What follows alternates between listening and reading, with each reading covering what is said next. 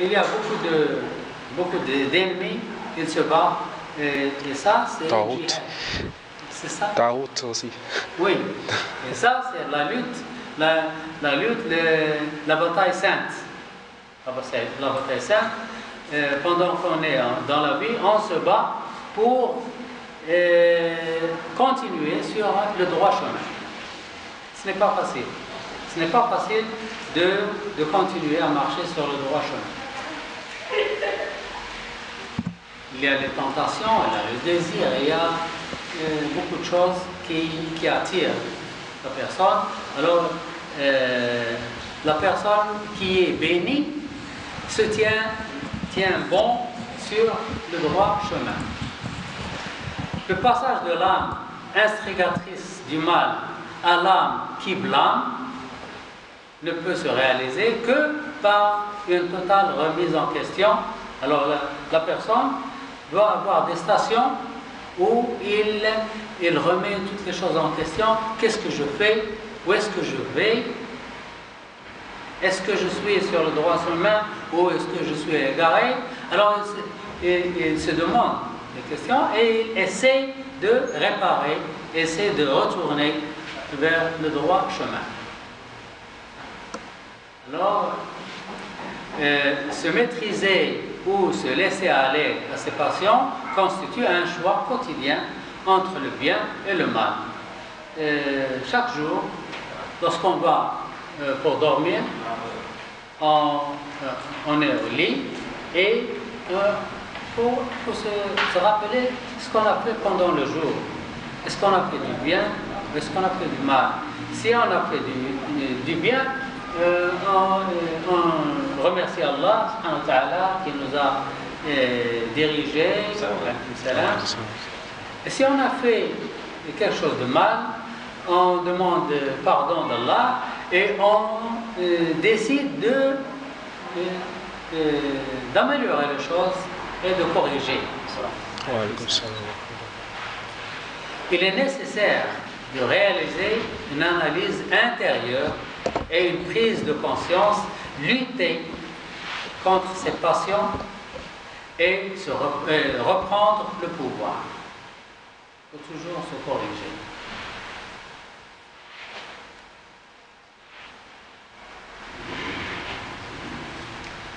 On marche, c'est comme celui qui marche au cercle, celui qui marche sur la ligne. Et il y a du vent. Alors il doit résister et il doit savoir comment il peut résister et arriver jusqu'au bout. Si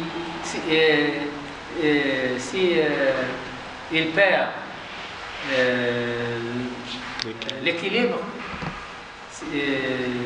s'il oublie, c'est là un temps d'oubli, il perd l'équilibre et le temps.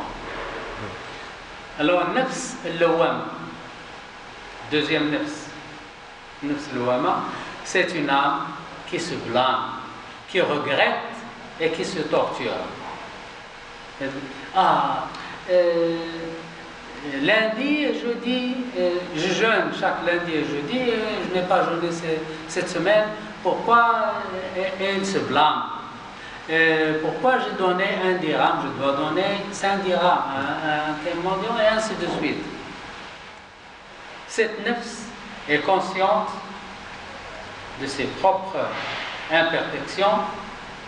La nefs est toujours imperfectionnée. Le croyant se blâme constamment et dit des choses comme « Est-ce que je veux cela? Pourquoi ai-je fait cela? Est-ce mieux que cela? » Et ainsi de suite.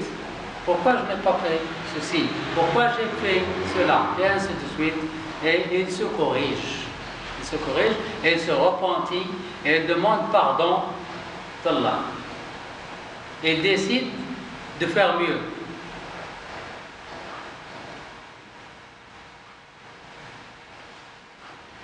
L'âme trébuche, mais il se rappelle de la présence d'Allah.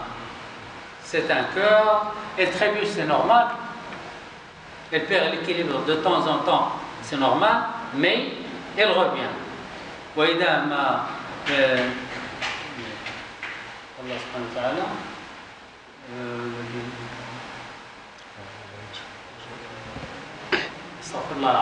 De toute façon, si on fait du tort, on revient tout de suite. Alors, c'est un cœur vivant. Celui qui se corrige, il a un cœur vivant et sensible, qui reconnaît le mal et le sent. Elle dispose, en quelque sorte, d'un système d'alarme qui lui permet d'analyser la situation. Il y a des gens qui marchent aveuglément, à tort et à travers, c'est la même chose. Ils mangent le licite et l'illicite. Celui qui prend la corruption, tu lui dis, mais la corruption est illicite. Il dit, mange le licite, donne-moi l'illicite. Le licite, mange-le toi-même. Donne. Illicite, donne-le-moi. C'est la même chose pour lui, licite ou illicite, il vit comme ça, aveuglément. Elle dispose en quelque sorte d'un système d'alarme qui lui permet d'analyser la situation. Enfin, c'est une âme qui accepte positivement le conseil. Si on lui donne un conseil, elle accepte. Et Omar al-Khattab a dit La khayra fihi illam yaqulha wa la khayra fiha illam yasma'ha. On donne le conseil. Celui qui refuse de donner le conseil n'est pas bien. Et celui qui refuse de recevoir le conseil n'est pas bien.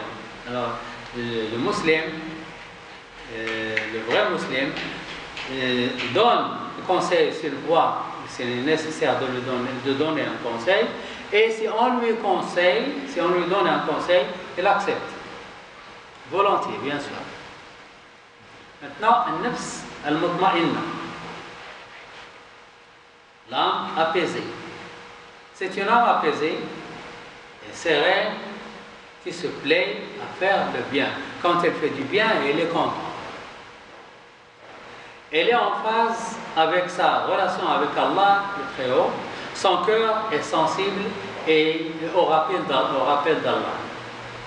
C'est ça le hadith du prophète sallallahu alayhi wa sallam. Les 7 qui seront à l'ombre de Dieu le jour où il n'y a pas de Dieu, il n'y a pas d'ombre que celui d'Allah subhanahu wa ta'ala. Parmi ces 7, un homme qui se rappelle d'Allah et qui commence à pleurer. Tout seul, tout seul, pas devant les autres. S'il pleure devant les autres, peut-être il est hypocrite.